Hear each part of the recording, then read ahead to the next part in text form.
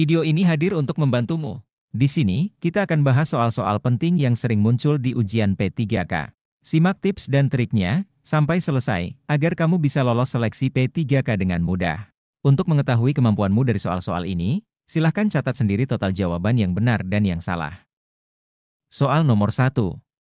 Keseluruhan proses pengelompokan orang-orang, alat-alat, tugas, tanggung jawab atau wewenang sedemikian rupa sehingga tercipta suatu organisasi yang dapat digerakkan sebagai satu kesatuan untuk mencapai tujuan yang telah ditetapkan adalah maksud dari A. Perencanaan, B. Pengorganisasian, C. Pelaksanaan, D. Monitoring, E. Evaluasi. Silahkan memilih jawaban yang sesuai.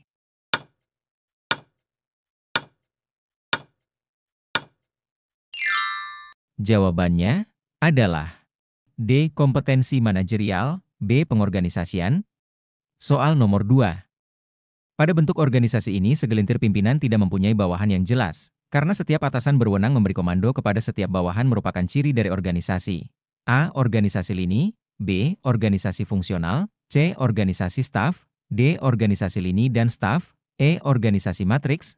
Silahkan memilih jawaban yang sesuai.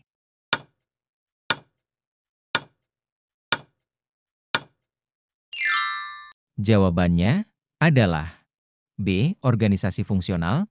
Soal nomor 3.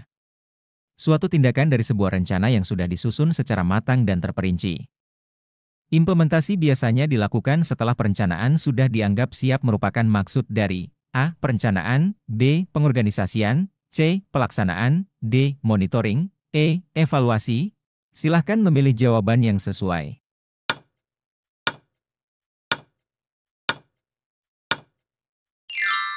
Jawabannya adalah C. Pelaksanaan. Soal nomor 4.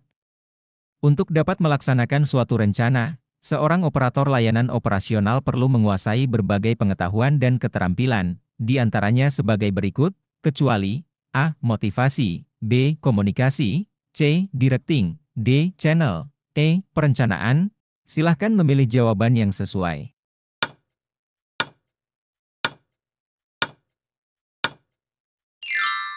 Jawabannya adalah D. Channel. Soal nomor 5. Di bawah ini yang merupakan salah satu unsur-unsur komunikasi adalah A. Saluran, B. Instruksi, C. Evaluasi, D. Beban informasi, E. Tujuan. Silahkan memilih jawaban yang sesuai.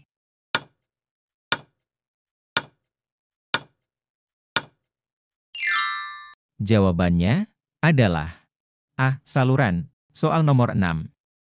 Di bawah ini yang dimaksud dengan laporan adalah A. Menyajikan data secara subjektif didukung pernyataan yang rasional. B. Dimaksudkan untuk memberikan gambaran mengenai peristiwa yang belum terjadi. C. Penyajian fakta tentang suatu kejadian atau suatu kegiatan. D. Biasanya tidak berisi kesimpulan dan rekomendasi disesuaikan dengan situasi dan kondisi. E. Dokumen yang digunakan untuk menggambarkan proses perencanaan. Silahkan memilih jawaban yang sesuai.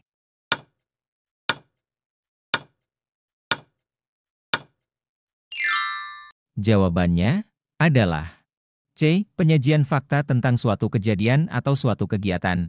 Soal nomor 7. Laporan yang dibuat harus jelas tujuannya, terutama adalah sebagai berikut.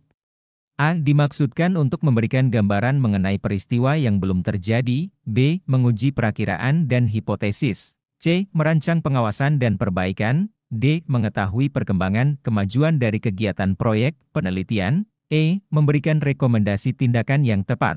Silahkan memilih jawaban yang sesuai.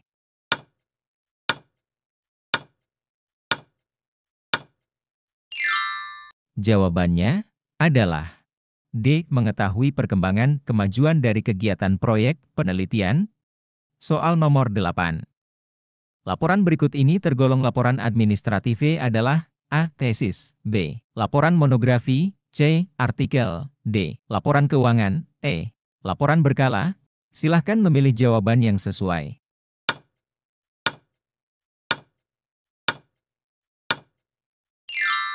Jawabannya adalah E. Laporan berkala. Soal nomor 9.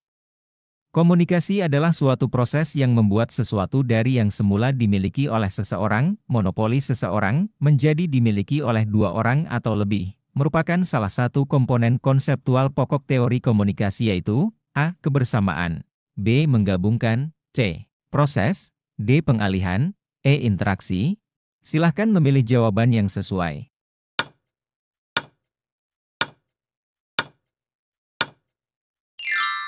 Jawabannya adalah A. Kebersamaan. Soal nomor 10. Apa persamaan komunikasi antar kelompok dan komunikasi interpersonal? A. Memberikan informasi kepada sasaran agar orang tersebut mengetahui sesuatu.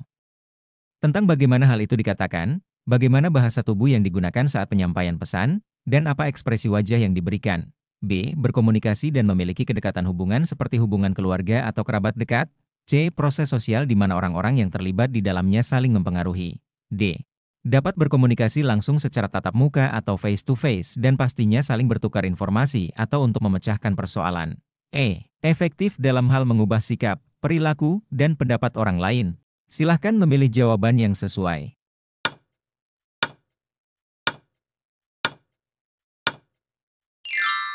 Jawabannya adalah D. Dapat berkomunikasi langsung secara tatap muka atau face-to-face dan pastinya saling bertukar informasi atau untuk memecahkan persoalan. Soal nomor 11. Seorang operator layanan operasional yang secara bersama-sama membuat karya tulis, karya ilmiah di bidangnya. Jika karya tulis, karya ilmiah memiliki 3 penulis, berapa persen angka kredit yang akan diterima oleh masing-masing penulis pembantu? A. 40%, B. 25%, C. 50%, D. 30%, E. 20%. Silahkan memilih jawaban yang sesuai.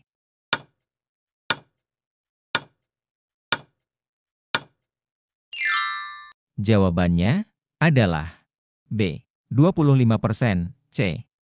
Soal nomor 12. Jenis penghargaan atau apresiasi yang bisa diperoleh oleh seorang aparatur sipil negara, ASN, yang menjabat sebagai operator layanan operasional.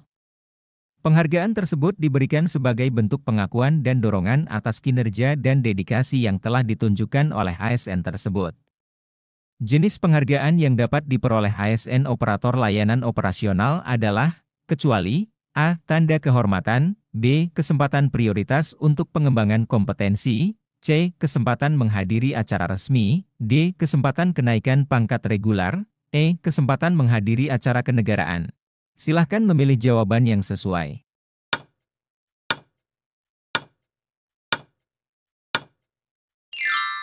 Jawabannya adalah D. Kesempatan kenaikan pangkat regular.